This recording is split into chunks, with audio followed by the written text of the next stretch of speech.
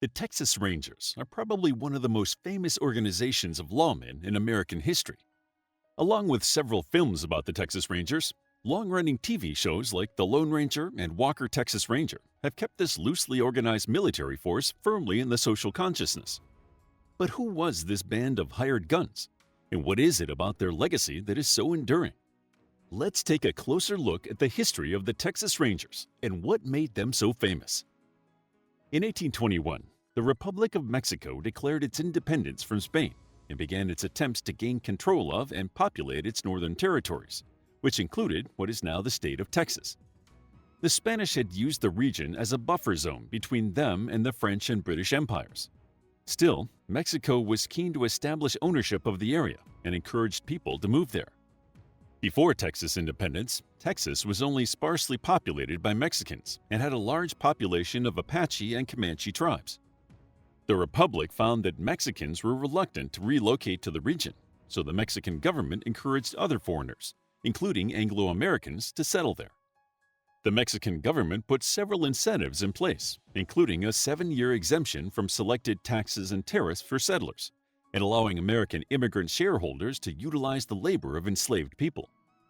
One American settler was Moses Austin, who owned a lead mining business in Missouri, but due to increasing economic panic, decided to try and take advantage of the burgeoning opportunities in Texas. Shortly before he died, he obtained a grant of land and the title impresario from the Mexican government, and his son decided to take on the project. In 1821, Stephen Austin moved to Texas, founding a colony in 1822. The following year, unimpressed with the military protection of the Mexican government, Austin announced that he would form and fund his own militia. The initial force of 10 men, led by Moses Morrison, would grow to become the infamous Texas Rangers. The men were tasked with protecting Austin's colony and patrolling the wilderness and roads around the settlement by keeping watch for errant thieves united with Indians. The sudden influx of Europeans into the area clearly worried the Native Americans living in Texas. Having seen the effect of European colonization in the East, the arrival of around 30,000 Anglo-Americans in the 1820s and 1830s caused the indigenous nations of the area to fight back against this encroachment. Although some prominent settlers, like Sam Houston, would fight for the rights of Native Americans to own land, Steve Austin was not so accommodating. The raids of the native tribes threatened the settlers of the Austin colony, and most of the newly forming Texas Rangers joined specifically to defend their families from native attacks or to seek revenge from previous raids. The majority of the clashes were between the Comanche and the Rangers. The Comanche carried bows, arrows, lances, and war clubs, but their most successful tactic was bringing extra horses, allowing them to strike without warning and easily outrun the Rangers. The Comanche would often lure the Rangers into an ambush by sending out a few warriors as decoys. As a Comanche warrior could shoot several arrows while the Rangers were trying to reload their weapons, they would try to get them to discharge their guns early and strike while they were attempting to reload. The Rangers soon adapted to this tactic by firing in relays. By the 1830s, the Texas Rangers were a significant yet loosely organized group, and in 1835, their pay was set to $1.25 a day, and it was agreed they could elect their own officers. To save on costs, the Rangers had to provide their own equipment, horses, and weapons. At this time, the Mexican government was growing wary of the number of immigrants from the United States settling in Texas. To try and limit the flow, they reimposed the suspended taxes and tariffs. This situation increased tensions between the Texas settlements and the Mexican government, culminating in the Texas Revolution of 1836. The success and renown of the Rangers led to the provisional government authorizing the first government-backed ranger force to patrol the Texas frontier. After Texas won its independence in March 1836, the Rangers were reorganized but continued to function in the same way as before. The Texas Rangers were made up of volunteers who were organized to patrol as needed and then disband when the specific purpose was accomplished. Although most of the Texas Rangers were Anglo-American, there were many Native American and Hispanic Rangers in the ranks from the late 1930s onward. After the Texas Revolution, more settlers from the United States headed for Texas, prompting increased conflict with the Native Americans.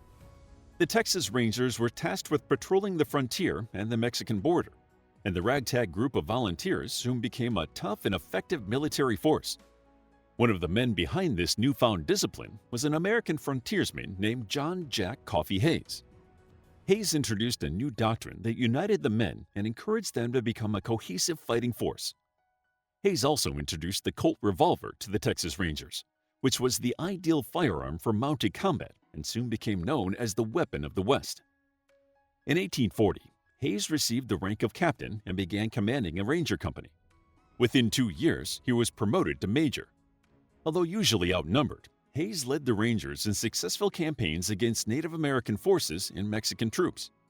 In one notable conflict in 1844, Hayes and a group of 14 Rangers defeated a force of around 80 Comanche warriors at the Battle of Walker's Creek. Thanks to their Colt revolvers, the Rangers were better armed than their opponents and soon developed a reputation for deadly marksmanship.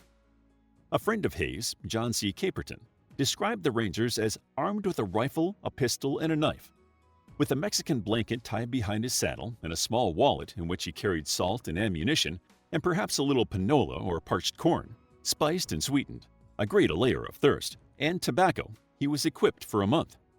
The little body of men, unencumbered by baggage wagons or pack trains, moved as lightly over the prairie as the Indians. Hayes and the Texas Rangers were instrumental in the Mexican-American War when the United States annexed Texas in 1845, propelling the Texas Rangers to national fame. The Rangers used the tactics and skills they had honed in their conflicts with the native inhabitants of Texas, and their scouting and tracking skills helped the U.S. forces locate guerrilla fighters and Mexican camps. Although the Rangers were portrayed as heroic figures by the Americans, they were also ruthless mercenaries and were given legal powers to execute suspected thieves without trial. As a law unto themselves, many Rangers exploited their power for their own private gains. After the Battle of Monterey in 1846, one group of Rangers burned down homes and killed as many as 100 civilians, while others raided the farms of Mexican peasants, stealing livestock and whiskey. Their lawless antics were such that the U.S. Army General Zachary Taylor remarked, "There is scarcely a form of crime that has not been reported to me as committed by them." After the Mexican-American War, the Rangers began to focus on their conflicts with the Native Americans. Up to this point, the Rangers had been tasked with defending against Native American attacks. Now, they decided to go on the offensive, tracking the movement of the tribes and attacking unprovoked. In 1858, a 100-strong force of Texas Rangers, led by John Salmon Rip Ford, engaged in a 6-month campaign against the Comanche. They enlisted the help of the Comanche's traditional enemy, the Tonkawa, and pursued the Comanche into native territory, crossing the border without permission. They attacked the Comanche at their permanent settlement on Little Robe Creek, killing 80 of their warriors. For many Anglo-American Texans, this raid was proof that it was the Rangers rather than the U.S. Army that they could rely on for protection. The new aggressive approach was favored, and over the next 20 years, the Texas Rangers, along with the U.S. Army, forced nearly all of the native inhabitants from Texas. The first permanent organization of the Texas Rangers was established in 1874 and was approved by the Texas legislature. Soon after, the last of the Comanche and Kiowa tribes were driven out of the state. The removal of the Native Americans prompted more Anglo-American settlers to head for the Texas frontier, and the Texas Rangers found themselves policing internal conflicts rather than fighting external enemies. The Rangers adapted, becoming more akin to local policemen than a military force, earning them the nickname Prairie Patrolmen. Although they were useful in more rural areas, the need for the Texas Rangers began to wane as the townships grew and created their own law enforcement agencies. The Rangers' reputation for enforcing their own brand of justice would soon challenge their role as necessary protectors. In 1915, tensions on the Texas-Mexico border erupted into violence. The Texas Rangers and a new branch of Special Rangers were sent to control the situation, and they implemented their old lynch laws, executing around 300 suspected Mexicans without a fair hearing. Although they were ordered to stop the executions, the Rangers continued until 1919, when an investigation found the Rangers had engaged in unwarranted violence and repeatedly broken the law. Following the incident, the Special Rangers were disbanded, along with the companies of Texas Rangers that were involved, and the recruitment process for the Rangers was made more stringent, along with higher scrutiny of existing members. During the 1920s, the Rangers reformed and established themselves as a professional law enforcement agency. They built a reputation as a moral and formidable force, with rangers such as Frank Hamer challenging a bounty system that encouraged the killing of bank robbers and defending African American suspects from lynch mobs.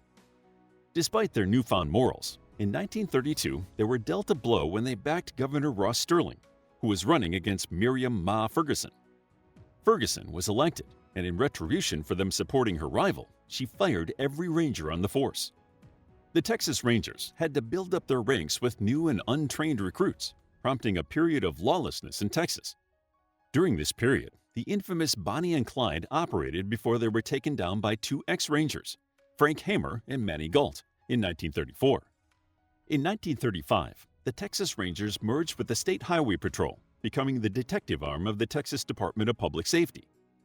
Although films of the Rangers had already been released, the TV show The Lone Ranger, released in 1949, propelled the Rangers' identity to new romanticized heights, and the heroic on-screen version of the Texas Rangers began to overshadow their previous misdemeanors. The fame of the Texas Rangers is undoubtedly due to their portrayal in the media. They entered popular culture as early as 1910, appearing in theaters as the Men in White Hats. They continue to be a prominent trope in film and TV, representing an ideal of American heroism. They conjure a picture of the true American fighting lawlessness and injustice with skill and courage. As an independent force, they were used to express the idea of the American settlers' struggles and triumphs over adversity, the embodiment of manifest destiny. As modern Americans come to terms with the more undesirable aspects of colonization, it seems that despite their follies, the Texas Rangers remain a beloved and idolized part of a modern American history and is destined to live on in popular culture. How would you like to get a deeper understanding of history, impress your friends, and predict the future more accurately based on past events? If this sounds like something you might be into, then check out the brand new Captivating History Book Club by clicking the first link in the description. To learn more about the Texas Rangers, check out our book, The Texas Rangers, a captivating guide to the history of a law enforcement agency that has helped stop some of America's most infamous criminals and their role in the Mexican-American War. It's available as an ebook, paperback, and audiobook. If you found the video captivating, please hit the like button and subscribe for more videos like this.